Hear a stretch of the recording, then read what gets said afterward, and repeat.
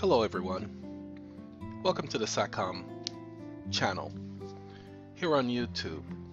Wanted to take the time to talk about the Sat-Paks. Today we're going to talk about the Sat-Pak 2. The Sat-Pak 2 many people are not familiar with because we've discontinued that particular Sat-Pak. The Sat-Pak 2 consisted of just the processing of the application, the power of attorney, and the registering of the birth certificate with the county recorder's office. You see, the law did not require nor did it stipulate which county recorder's office. We'll explain this briefly in just a moment. Then we would provide the individual a 98 series number, and after we provided them a 98 series number, we also provided a UCC filing for those members. We've discontinued that program, but we thought we'd take the time to explain the program and what it doesn't include. It does not include the inclusion into the trust organization, does not include being part of the pooling of the PACs to where they would receive part of the initial investment back by way of being placed into the $1.5 million pool. They're not included in that group. They just received the filing with the county recorder, the 98 series number. That's what they received because that was a special offer. That's why the program has been discontinued, because it was only for a limited time. They did not have all of the other additions that have been added and provided for everyone else. Now, if you all will pay attention to what's in front of you is called Minnesota Court Rule 220, and it deals specifically with birth certificates because that is the issue. Now, a lot of people have misunderstood this rule, so we're going to take the time to break the rule down and explain it to you according to statutory interpretation. Now, there are some specific requirements for statutory interpretation. Here at the Securities Acquisition Trust Commission, we do not offer, give, or provide legal advice for people. It is not something we do. We're not structured for that. But what we can do is this: highlight certain fundamental principles to you. This is a rule of practice, which makes it uniform. Because the United States and the courts of the United States and the laws of the United States must be uniform. That's why every state must have a constitution. Every state's constitution must include a Bill of Rights. Every state's constitution Bill of Rights must be in conformity with the Bill of Rights for the Constitution for the United States of America. These are facts. These are fundamental principles that cannot change.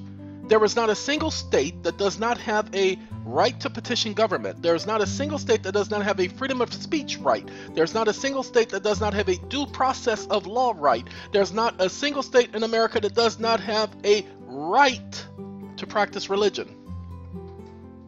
Freedom of the press. Cruel and unusual punishment. No warrant may issue without probable cause. Every state must recognize these fundamental principles, i.e. the Bill of Rights. These are fundamental principles. So, what we are reading right now is a general, all-purpose general. Whenever you see the word general in legal terminology, it means it covers everything. This is a general rule of practice. This means for every state, not just Minnesota. It says birth certificate. So this general rule applies to birth certificates. Now notice what happens with the birth certificate. As a matter of fact, we're going to do us a favor. Hold on. Copy. We're going to read this first, but after we read it, give me one moment. I have to open that up right there. We're going to open up a Word document, and in opening this Word document, we're going to take this law and we're going to break it down for you. Why? Because you'll get a better understanding when we get rid of the words that don't apply. Because there are quite a few words that do not apply. So it'll be just 1 second while I pull. this should make things a little bit easier to understand. This is our breakdown. Now let's go back and we're going to take a look at what the actual statute says.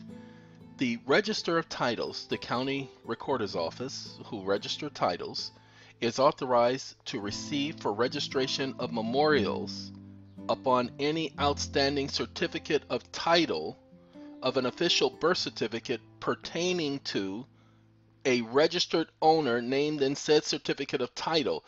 If you're in Minnesota, this applies to automobile titles as well. Showing the date of birth of the registered owner.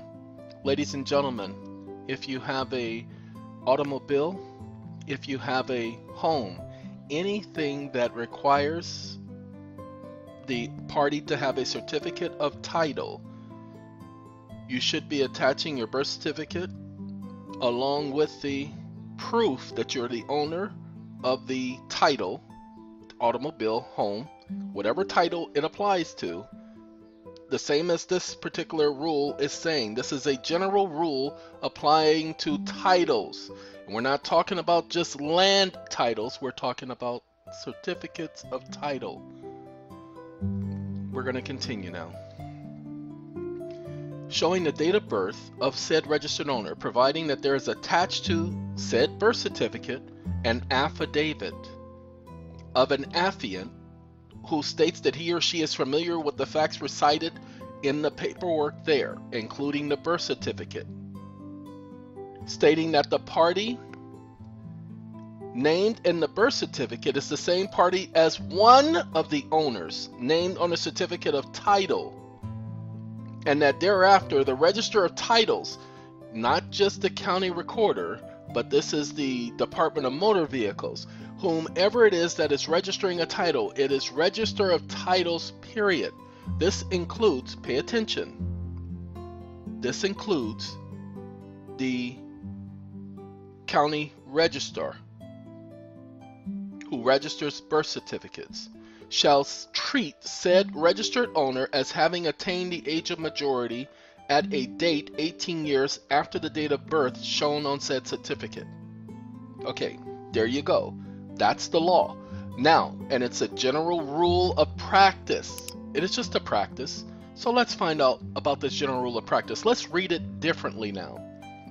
The Register of Titles is authorized to receive for registration of memorials an official birth certificate showing the date of birth of a registered owner, providing there is attached to said birth certificate now an affidavit of an affiant who states he or she is familiar with the facts recited, stating that the party named in said birth certificate is the same as one of the owners of said certificate of title, and that thereafter the Register of Title shall treat said owner as having attained the age of 18 after the date of birth shown in the birth certificate. Ladies and gentlemen, the Sat-Pak 2s received the same affidavit as the Sat-Pak 1s. And with that affidavit, they had attached to it the birth certificate, which attests to the facts stated in both documents, the affidavit and in the birth certificate, that they were familiar with it and that they knew the facts. That being the case, the Register of Titles were supposed to accept that certificate, didn't say they were supposed to file it. It says thereafter the Register of Titles shall treat the registered owner as having attained the age of 18 years after the date shown on the birth certificate. So treat them as if having attained the age of the majority at their 18th birthday. But that's not just the Register of Titles, that's everybody. So what we did is we gave individuals the information and the necessary documentation to prove this. Plus it was filed on the county record. We got it filed with the county registrar's office. Ladies and gentlemen, in the United States, that seal of the county register is recognized under the Full Faith and Credit Clause, the Full Faith and Credit Act, which means that every other county must recognize that individual as having attained the age of majority. Once it's been filed, They must recognize that individual as having attained the age of majority on their 18th birthday. That's the law. We didn't make it this way. This is a general rule of practice for every registrar's office. This is how an individual was to attain the age of majority. They have been blocking that. So we created the Sat-Pak program to take care of the age of majority issue only. We've added certain other features to the program because at the time SATCOMM was still figuring out the age of majority. Why? Because we first became knowledgeable about the age of majority in 2015. The Sat-Pak program was created in 2016. We were still doing research because we needed to know how to accomplish this because individuals were ignoring individuals' rights to do this. There we have come up with the Q-Pak. Now if you have a Sat-Pak, do you need a Q-Pak? The Q-Pak and the Sat-Paks are not the same thing. They do not accomplish the same thing. The Sat-Pak did not include an arbitration clause. The Q-Pak does. We'll be doing a video, you'll be seeing it shortly, within the framework of this site, speaking about the Q-Pak.